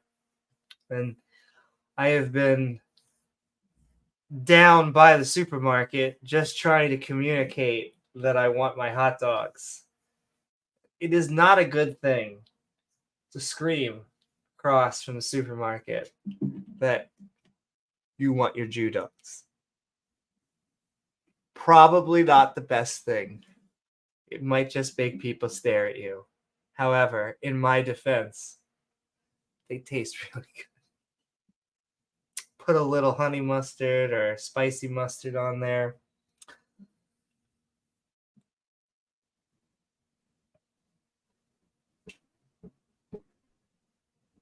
Thank you so much, DBK. It's been an honor spending time with you all. It's great getting back into the Skeptic and Ranting community. I want to come on, baby, light my fire. Hopefully, there's going to be positive changes. I think I always say that, but if there's always positive changes happening, then I can keep saying. Just don't check out how hot dogs are made. I checked out what sausage is made from, where it comes from, and how it's made. I could not eat sausage for a week. Now, of course, it's sausage, so I eventually got over it. But what is that? The Alec Baldwin narrated video, "Meet Your Meat" or whatever. Oh my God, it's intestine, James. You're eating intestine. I'm eating intestine. I'm sorry to anyone who didn't know, but it tastes so good. His charges were dismissed too, so his charges were acquitted. That trial is over. I don't know how I feel about that, about the whole situation. I don't think it was. You generally, when you look at crimes, you're trying to judge intent and are they going to do that in the future? So repeatability. I don't think he's going to repeat what happened, and I don't think he had intent. However, I don't think that also lets him completely off the hook for them failing to do safety checks and being reckless. I don't know. I'm torn. Did he have reason to believe that the gun was loaded? I don't know. I don't think he did. But should the person would seem to be, I mean, should everybody double check? Yeah, but you're gonna make that. I don't know. I'm fine with the charges being dismissed. I mean, it's a tragedy. What happened? I agree. The ball was dropped by a couple different places along the way. That's why they are supposed to have multiple safety checks, so something like that doesn't happen. Or an actor gets a gun with live ammunition on set, but obviously that broke down. Indeed. Also sending so much love, Speed, and that's okay. I'll tell you, half the bait that we've been sending out lately is we've been trying to entice theists. I will say this was going to be a convince an atheist stream. But I originally, because I'm wired now, but I was tired, and I had done a similar stream, and I was worried that you guys and gals and everything in between would be worried about 2 Discord streams back to back. But I'm starting to think maybe I shouldn't think like that. Maybe I should just, it's good content. You guys colloquially seem to like it. So maybe we should. The Discord was a little, I could have maybe finely tuned that conversation a little bit better. But that was an impromptu debate. That's not even a formal stage. Convince an atheist, I think, went pretty well, James. I'm just going to get your butt in there. I think it's going to get your butt in that Discord channel so that you can debate them. Well, soon my connection might be a little better and be able to handle that. I'll be on Wi-Fi. That sounds good to me. Possible. Let's try to think what else or any other announcements. Because it was originally theology and a debate about debates. I probably should even edit. Yeah, and even though I got, excuse me, Gizmo.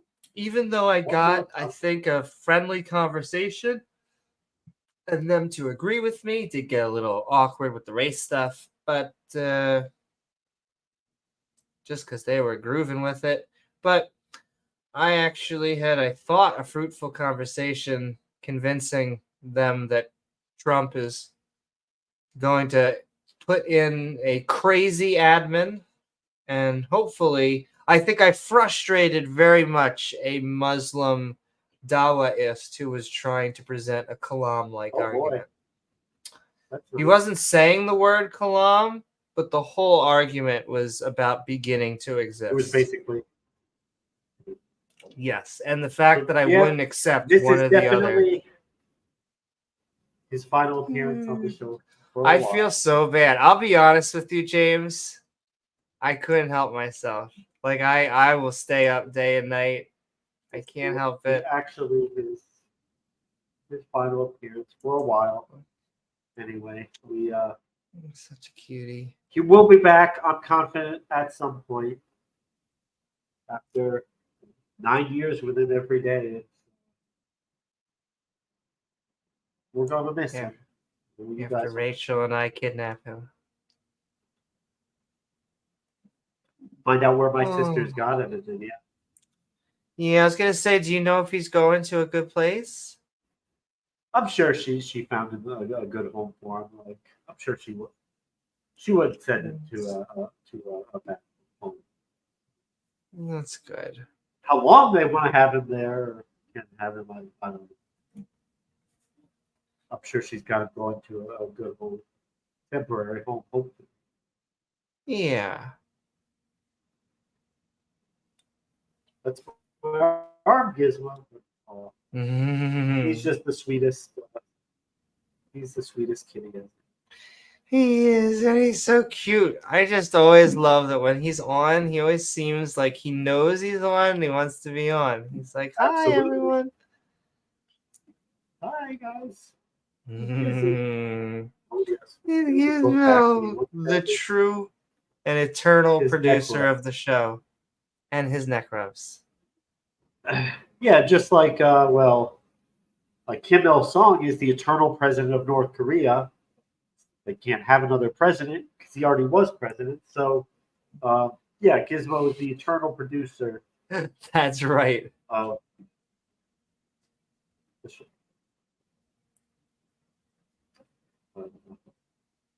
Yeah.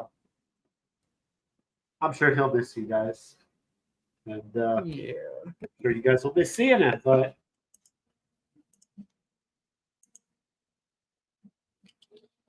and I think in a second, James, we're probably going to head out. I think we'll give the last open mic to Gizmo.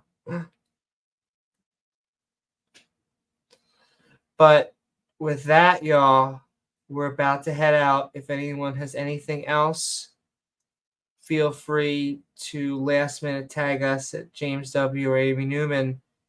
But we are about to say goodnight. I'm seeing if there's anyone else out there in the skeptic community to send you to. Is he still going? Yes, he is. If you are late night looking for some good jams, why not go check out Ozzy Oz? You should be checking out The Flavor. They are live right now, right here. He is our skeptic brother. Boom. So if you're still looking for a late night community, head over there. But with that, I think I want to wish you all a fantastic day, night, or morning. Day, night, on this episode of Midnight Ranting, Christian Apologist Dismantles Evolution. James, do you completely took down? I mean, I don't even know what to do anymore. Very our whole ideology, and by the way, everything we believe on is based on evolution. I think someone told me somewhere. It has been dismantled. The universities, they'll all be shut down within days. The biology departments. And what I liked about that video is he went into such highly technical, detailed specifics. Not just a cursory, evolution bad, but very detailed, very sophisticated. That's right. And we're going to have a key at this end of this video. Please look down and you will eventually find, how each word equals each thing. What's that? I'm sorry. The freak just showed up. What's up? Oh, the freak's down. What's up, the freak? Allah, we're actually about to be heading out, even though it's lovely to see you. This last time you'll be able to see Gizmo for a while. Yes, I keep on full screening him. I can't help it. You're right. Don't miss him. He's such a good boy. He is a lover. He is a sweet boy. We will miss him so much. We love you, Gizmo. Never gets tired of attention, I'll tell you that much. He really thinks nobody has anything better to do than to pet him all day long. That is your sole mission in life, is to serve him. That should be. That sounds absolutely correct. You should either be petting him, filling his food bowl, or changing his litter box. That's it. Nothing else. Listen, these seem like good prerogatives of any human who is a pet of a cat. I'm pretty sure that's how they see us anyway. What is up, the freak? Also, do you know Rachel's Ghost? Is that an anime or a movie or a game? I will say, Rachel is my partner. So hopefully she's not a ghost. You've been trained by an animal that poops in a box. That's indeed. I think I read an article on a cat site. Oh, my cat, he keeps waking me up, meowing at me every morning at 6 in the morning. I get up and feed him. Why does he do this? And it's you've just been trained by an animal that poops in a box. Because they have you. If it works 1 out of 10 times, annoy human in the morning, get a snack. Hey, might as well try it. Annoy human, get food. Almost sound like there's some evolution going on, James. Be careful. Or some cats will knock stuff down, knock shit over channel in the house. Oh. Probably not related to the Rachel Holen, but it's not all bondage and leather. I'm getting gender stuff, but maybe not. No, but that almost looks like a no bondage, no leather, no. I don't know. Yeah, I'm not getting. Maybe I spelled it wrong. Femboys in servitude. Femboys in servitude. As they should be. Yes. Subjugation of the femboys. Sending so much love as well, Purple. Lecture by Rachel Holen. How to subjugate your fanboy. That's right. And Dave Rogers and The Freak and Spooky and DBK. But I think that's it. Yeah. I think that's it, James. And Doorknob Head and everybody out there. But this has been this episode of Skeptic and Midnight Ranting. We are skeptics, but this has been Midnight, where we watched a video from the channel Anil Kanda with a I like it when it's a non-clickbait headline, James. I like it when, it's just something simple, gets right to the point, short and sweet. You know what I mean? Where we watched a video. You get what you're advertised. You get what you asked for. No hyperbole. No hyperbole, no false advertising, false promises. Nothing. Exactly. Yeah. Where we watched a video called Debunking Evolution. Christian Apologist logically dismantles evolution in every way. There is no breeder. There is no breeder. Therefore, there is no selection. No breeder. No breeder. Therefore, no I want selection. you to know that is how every one of my cake nights sets up. Basically, I walk into the room and I say, "There is no breeder. Our time will now begin." You're going to get bred. You will now be bred. Exactly. That's how we end the session. As they've told you, and you will never know what it's like to have a wet vagina. You will never give birth to a baby. You will never be pregnant. Well, you know what? She is not going to let that get in her way from trying. That's right. I will say, James, it doesn't stop every night, sometimes on Tuesdays. You got to try. That's just the important thing. You'll get there one day. Miracles happen, right? That's what they tell us. And Jesus implanted a baby in a baby's bosom. Jesus, their yoga teacher. What does she call it? Evolve a uterus. That would be evolution, right? She evolved a uterus to hold a baby. Like twins with Danny DeVito and Arnold Schwarzenegger. I can't help it. Whenever I think of Danny DeVito now, all I can think about him is this Always Sunny in Philadelphia. Which, can I tell you, do you guys want to know? Do you know It's Always Sunny in Philadelphia? No. Okay, it's a fantastic show. You would like it, James. Have you never heard of the show? I've never heard of the show.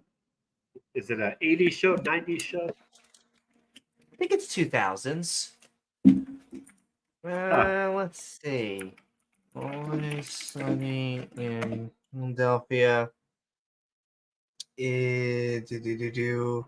I'm trying 2005. And I think I don't know if it ended or not. It may still go, but it's fantastic. And can I tell you why? Why? It's like a live South Park.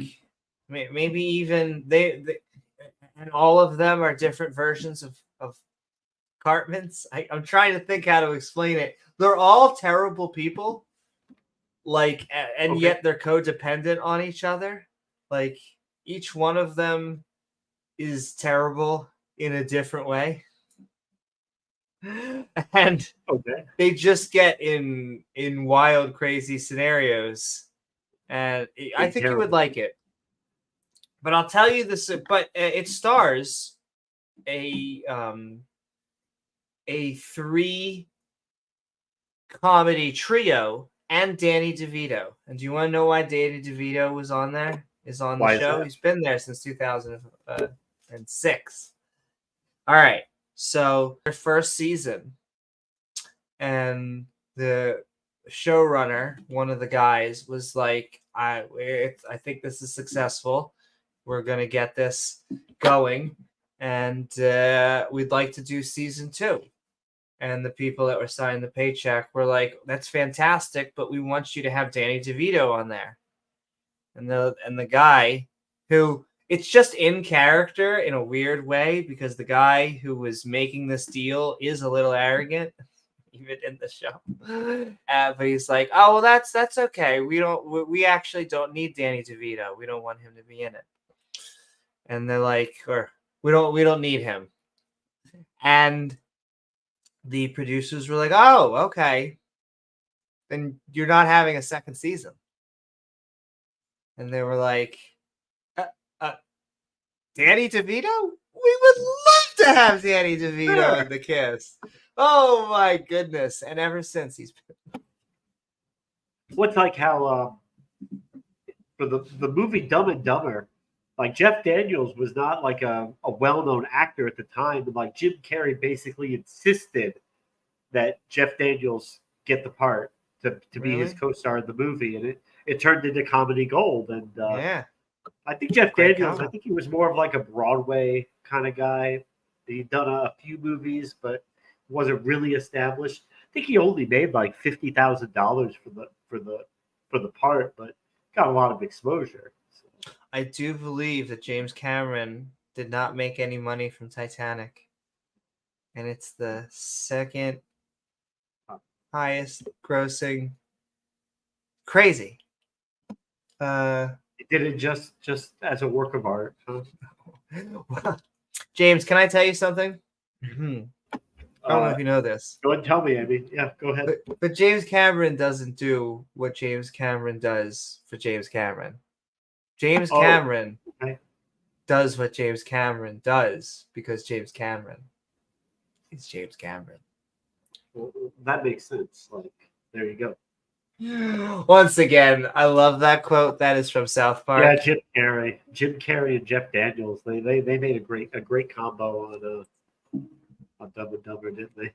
They did. But you should check out Always Sunny in Philadelphia because it is very funny. It is very much. I think it's an R-rated. Every once in a while, like drugs and things. That go somebody on. is insisted on like for a part like for Star Trek: The Next Generation, Gene Roddenberry hated the idea of casting Patrick Stewart for Captain Picard. Really? He wanted to go with he wanted to go with like the Captain Kirk. Who is Captain Kirk? Who the fuck is Captain Kirk? What's that actor's name? Captain Kirk is, oh my goodness, I should know this. Flipping your going into space, no. Christ on a cock. What is his fucking name? I know. He's 90 years old and still alive too. That's the craziest thing. He didn't even go to Spock's funeral. William Shatner. Thank you so much. Like a prophet.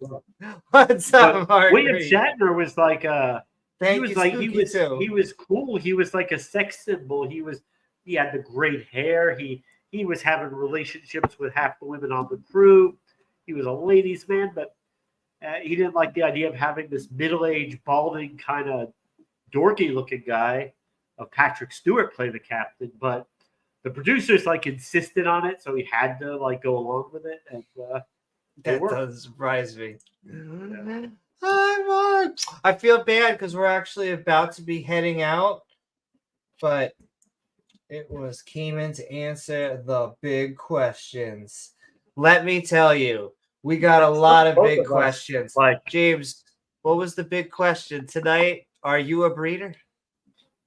Yes. Because there's no breeder, then you can have no natural selection. But yeah, Mark, this is the last show with Gizmo for a while. So I'm moving tomorrow. Know. This will be the last show he'll be on for a while. He'll be back. He'll be back eventually. He'll be back. But this is the real Gizmo, the authentic Gizmo. Will the real Gizmo please stand up? Please stand up. You can tell because he's got his nails dug into my arm. So, yes. And he always looks so happy. He's going. My sister's got him going to, I'm sure, to a good home, a temporary home, hopefully. Because we need him back. Yeah. We need Gizmo in your life. Gizmo is love. Gizmo is life. You are the sun. You are the rain. He's such a cutie. He is. He's Pet the cat. Oh, you talking AI Gizmo? You can never know, like a deep fake. Is that the real Gizmo? That's right. AI Gizmo. Yes. You're going AI Gizmo. You were the chosen one. He'll be back. Good night, guys. Good night, guys. Yes, I think with that, this is the third time I said it. I think the comment of tonight, though, was hold on. Do. About the 2 hours, so we better run.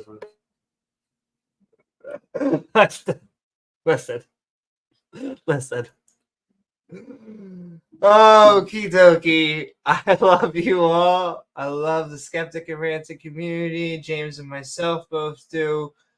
In a second, the music's gonna be playing. Say goodbye, and we'll say goodbye to you.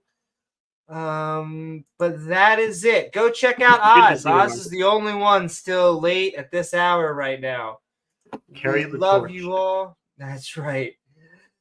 With that, I'll do the final Shilly Shill. Please don't forget to like, follow, subscribe. There, we said it, TOS. Like, follow, subscribe. Like, follow, subscribe.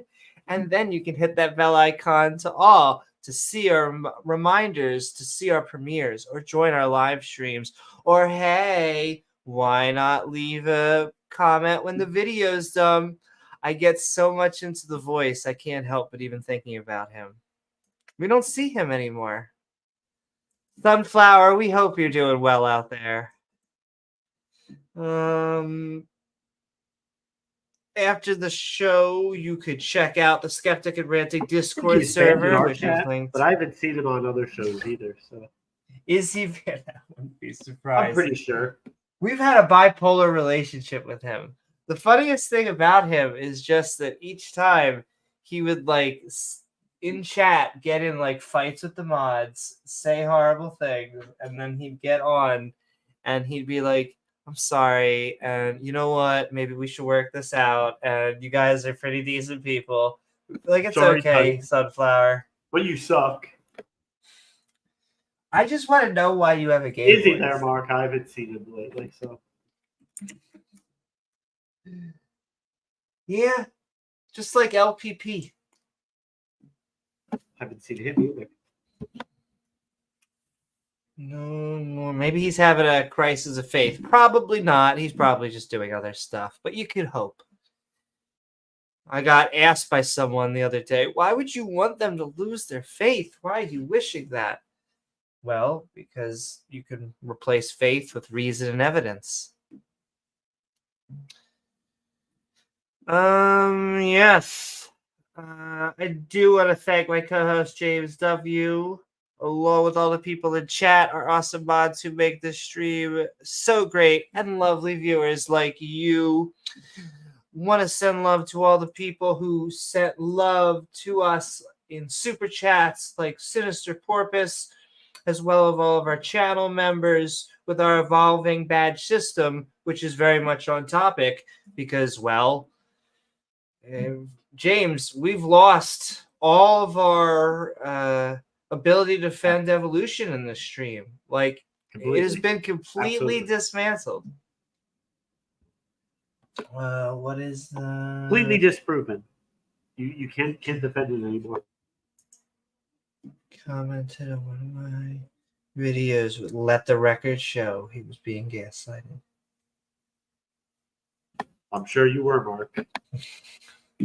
That's well-known gaslighter. I also love they like using terminology creationists like you're listening to that fairy tale.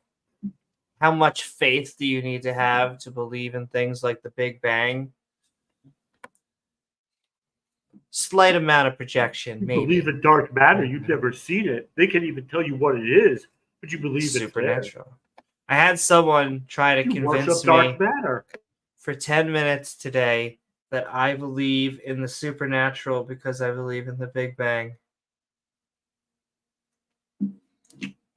Nope, it's not supernatural. And then I tried to point out that they were equating supernatural with ignorance. And I was like, if that's your definition, sure.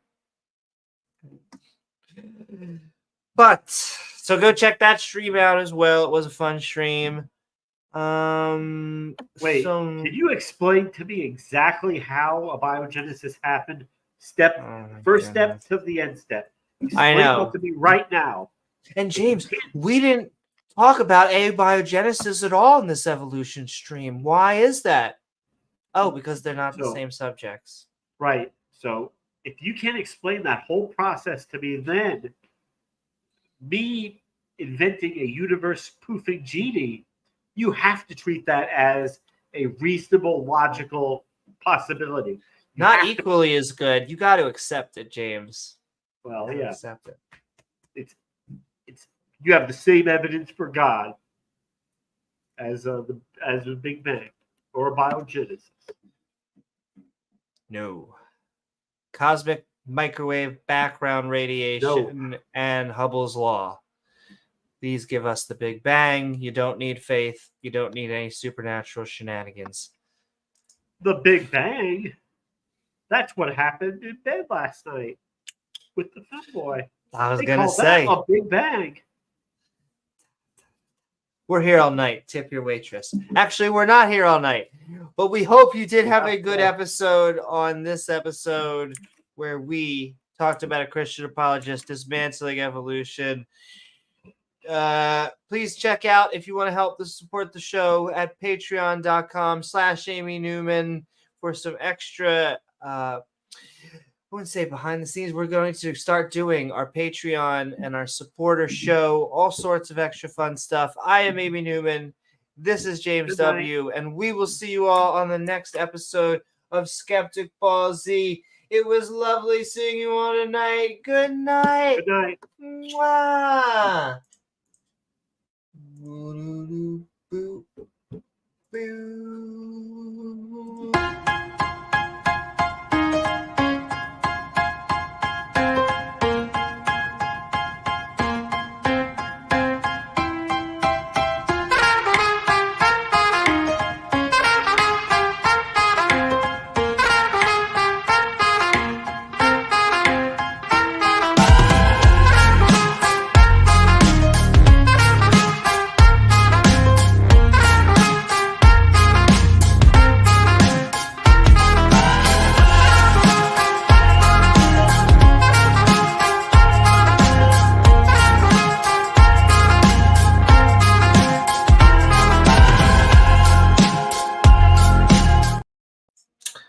Good night, all. I love you. Good night, everybody.